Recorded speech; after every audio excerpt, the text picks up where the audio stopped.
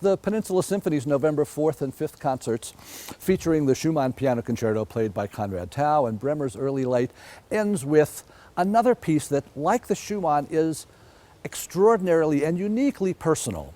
The Schumann Concerto, as we just were discussing, is all about the personal relationship between these two great lovers, Clara Wieck, Clara Schumann, and Robert Schumann, and the piece that he wrote for her particular special gifts.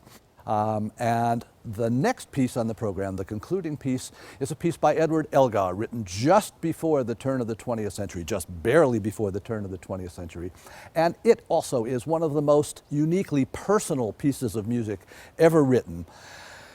He was experimenting, just riffing on the piano one day, and was talking with his wife, Caroline Alice Elgar, his great love, and you hear that in this piece as well. So this is another parallel between the two pieces, about how a piece of music that he was improvising would sound if various of his different musical friends were playing or writing it. It was kind of a little parlor game. And that piqued his imagination, and he decided that he would expand that thought into writing a whole piece with little sketches of each of those special friends of his. And there were a few that didn't work out, but he wound up with 14. And the piece took him quite a long time to put together, but it is immensely special and personal, and for this reason, one of my favorite pieces, because in each one of the variations that kind of describes a special person in Elgar's life, he creates a musical picture that tells you something that only music can give you an insight into about that individual. And I'll give you a few examples. But let's start with the name of this piece, Enigma Variations. And Enigma Variations operates on two mysterious levels. There are two enigmas, two levels of enigma in this piece. The first is, what is the theme? Elgar went to his grave without telling anybody what the source of the theme was. Lots of stories, many, many learned dissertations on what various musicologists thought it was. Auld Lang Syne, God Save the King, one thing or another. Turns out it probably was the second theme in the slow movement of Mozart's Prague Symphony, which was played just about that time, was again performed at the concert where this was premiered, was a special piece of connection between Edward and Caroline. So we think that's really what it was, and you can see the outlines of that. Here's how that theme sounds, and it's the basis for everything in this piece.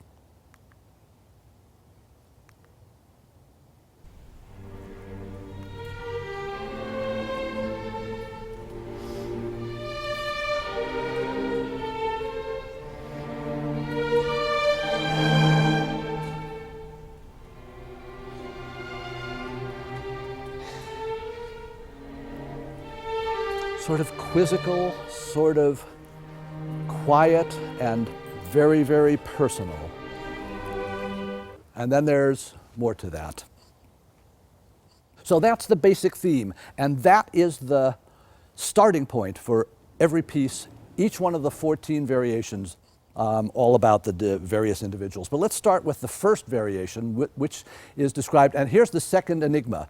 He gives you initials or a little bit of a brief description in a quizzical way of the person who's being depicted in this story. And the first one is just C-A-E, and if you know Elgar, you know that's Caroline Alice Elgar.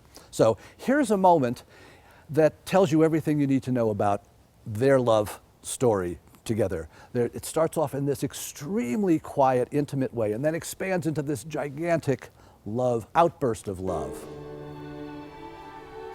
Hushed and quiet as you could possibly be. Then all of a sudden it opens up and expands into this gorgeous outpouring of song. And you hear the melody, da-da-dee-dum.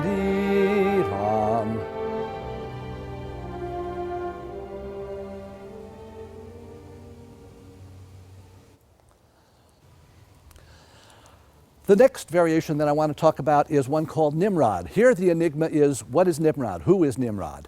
Nimrod, turns out, is the god of the hunt in sections of the Bible, and the word hunter in German is Jäger, and A.J. Jäger was Elgar's closest friend and most profound musical companion.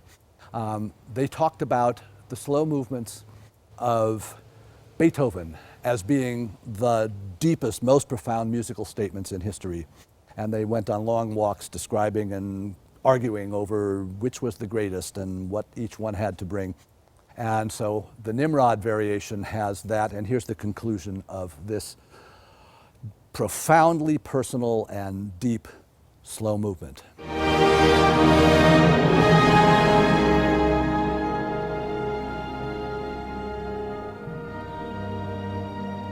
Then finally just kind of disappears.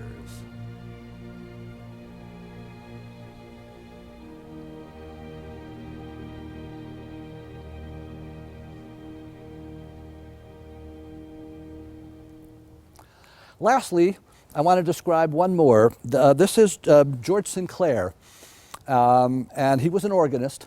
And this particular variation is about him, but actually it's not. They went walking in the woods, as Brits did and still do a lot. Sinclair and Elgar were walking along with Sinclair's dog named Dan. And Dan rolled down a riverbank, splashed in the River Wye, shook himself off, and barked. And Sinclair said to Elgar, "Set that to music if you can, sir." And Elgar did. This is what it sounds like. Here's rolling down the hillside, splashing in the water, and barking.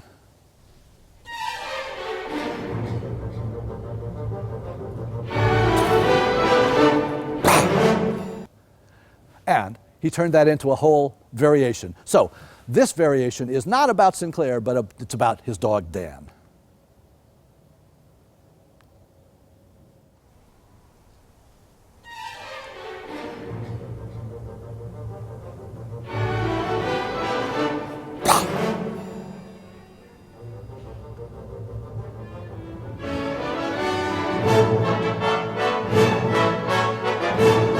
And it'll just give you an idea of the exuberance and the fun that Sinclair and Elgar had on their walks together.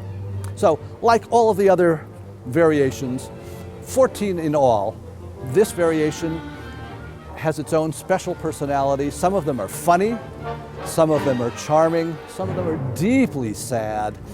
They're all gorgeous. And in totality, we have one of the most fabulous, most special and unique pieces in the history of music, written by Edward Elgar, and which we'll be playing in November. Here's the last bark.